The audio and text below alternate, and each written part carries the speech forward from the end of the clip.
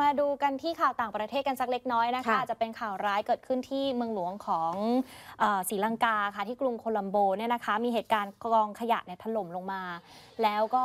ตอนนี้เนี่ยตัวเลขของผู้เสียชีวิตนะคะผู้ชมอยู่ที่19 รายแล้วค่ะคือกองขยะที่ถล่มลงมาเนี่ยมีความสูง91 เมตรนะคะซึ่งจุดนี้เนี่ยเขาบอกว่าเป็นหนึ่งในแหล่งทิ้งขยะที่ใหญ่ที่สุดของศรีลังกาด้วยส่วนสาเหตุเนี่ยเขาคาดว่าเกิดจากไฟไหม้เมื่อวันศุกร์ที่ผ่านมาเนี่ยแหละซึ่งก็ตรงกับช่วงเทศกาล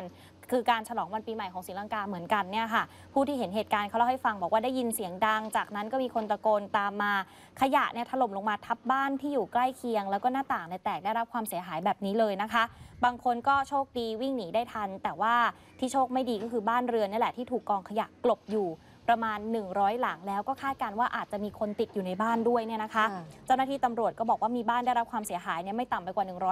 145 หลังค่ะแต่ว่าไม่ได้ระบุว่ามีกี่หลังที่ถูกกองขยะทับเนี่ยนะคะหน่วยกู้ภัยก็นำรถตักดินไปเร่งเพื่อที่จะรื้อกองขยะที่ทับบ้านซึ่งก่อนหน้านี้ชุมชนนี้เขาบอกว่าแออัดอยู่กับกองขยะนี้มานานแล้วก็เคยเรียกร้องให้รัฐบาลมาช่วยแต่ว่าผลสุดท้ายก็ยังไม่มีความคืบหน้าล่าสุดเกิดเหตุเศร้าแบบนี้ผู้เสียชีวิต19 รายแล้วนะคะล่าสุดค่ะ